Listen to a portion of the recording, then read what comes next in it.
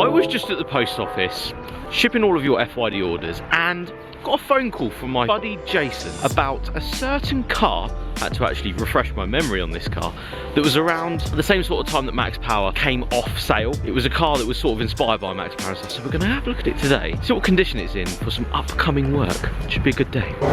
Right, my chariot is now here. Hello Jason! And I've been given a clipboard today.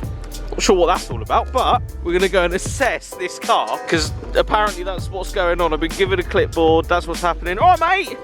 Clipboard. Look at this, we're going to look at some race cars. We're going to look at race cars. It is actually, as I turn the heating down, which I genuinely don't want to do in this car at the moment, it is -3 degrees right now, ladies and gentlemen. Basically, as I've already said, this car was sort of designed, it was modified just as I put the sun visor down, as it stopped being a magazine. So it means that this car was actually designed just as Max Power. Oh, hi.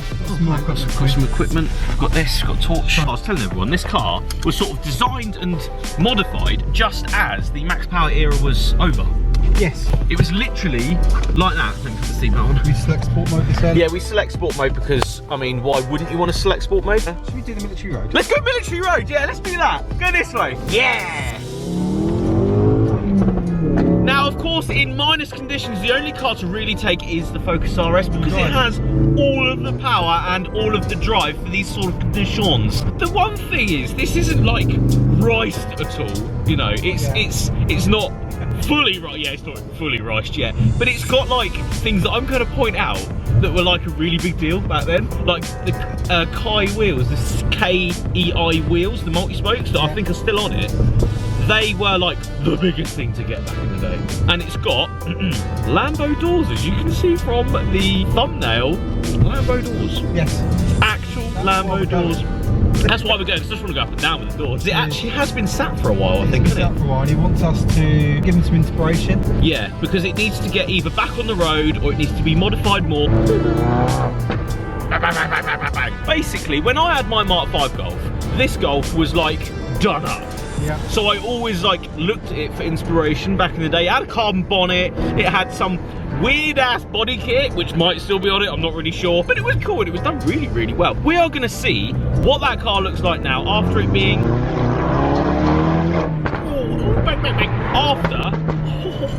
Oh, we've got some good roads on the way, haven't we? After it being sat for a while and...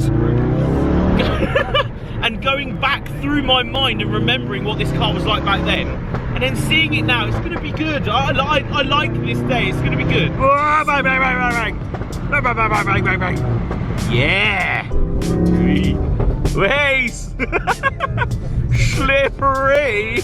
Oh, there's mud on the road as well, even worse. Get the drift button on, drift button! No. One of the best things about this, during to go and see this car, me and Jason have decided, is this road. So this is Military Road on the Isle of Wight, and if you ever come down here, it has just been repaved, so it is absolutely glorious to drive on now. It is a beautiful place. I mean, you've got the sea and the cliffs over there, and now you've got this absolutely phenomenal road that you can just enjoy with this surrounding countryside. This is a good bit, I like this bit, because it's like swoops round, swoop this way, and then, ooh, and then it tightens, and then we swoop this way, and then we plow around the other side. Okay, so we've come to a stop at some traffic lights on this beautiful bit of road, and we're going to launch control.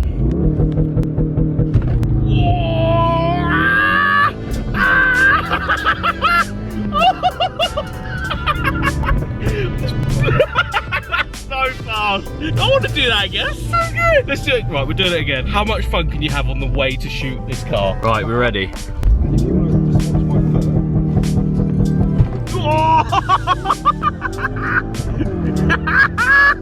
Yes!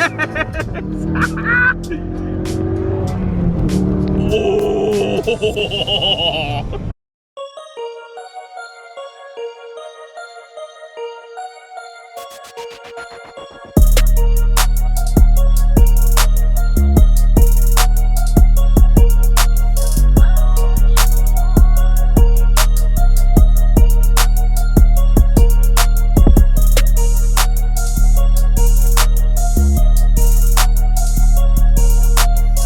Okay, so behind me is the car in question. Now, let me explain, because a lot of people may not understand what it means to actually get this car on the channel and sort of look at it. So, when I bought my Mark 5 Golf way back in the day, this was actually the car that I saw before that with newer age racing mods and all this sort of stuff, but the old school sort of body kit stuff. So, I'm going to run through the car and show you exactly what's going on, because from the pictures and video and stuff, you won't really realise what's going on with this thing. So, up front, you have a completely different front bumper, so it's got the gills down the front with a larger splitter at the bottom. Completely different body kit. I again never had seen this body kit before, with a carbon fibre bonnet. So a body kit with a carbon fibre bonnet, something a little bit different. Deleted VW badge with the mesh and stuff, so old school vibes, but then a newer age car with a carbon bonnet. Coming down, a lot of people may remember these wheels, the KEI wheels, which I think everybody at the time tried to get on their car. I remember I tried to buy some way back in the day for my Corsa. This is going back 10 years at least now. These wheels were absolutely massive and everybody wanted them on their cars. This also has the side skirts to go with this front bumper. So coming down, you've got this sort of funny gill thing with a hole going into the back wheel. Again, something that I hadn't seen before on a Mark 5 Golf. Coming down to the rear end though, this is where it gets quite interesting, because it is completely different. The rear end, you've got sort of a race inspired rear bumper with the diffuser at the bottom, 4 exhausts as well. It's basically a Lambo, mate.